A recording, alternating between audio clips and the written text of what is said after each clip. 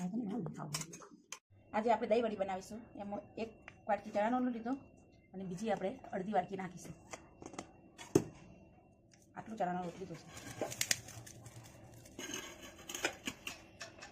એમાં આપણે 1 વાટકી દહીં નાખીશું.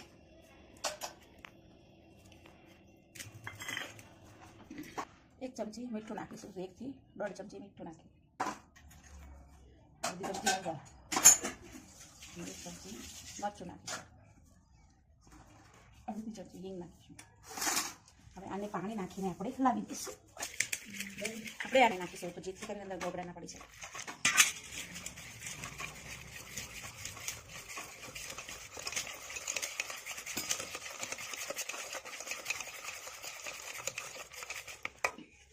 દોઢ વાટકી લોટ હતો ને 4 વાટકી પાણી દેશે.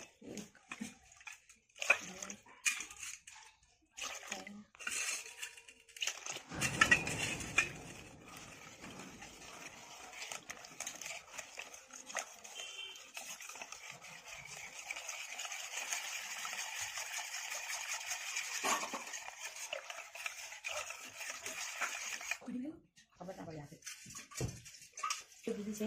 અને 3 ગ્લાસ પાણી મૂકી દીધી કુકરની અંદર. બોલ 4 સીટી એમ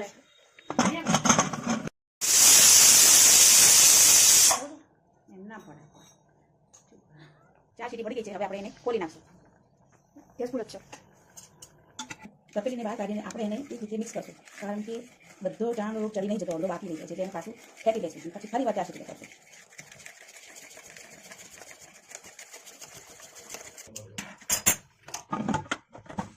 પાણીનો ભાગ થઈ ગયો. થોડો આપણે ગેસ પર ગરમ કરી દઈશું.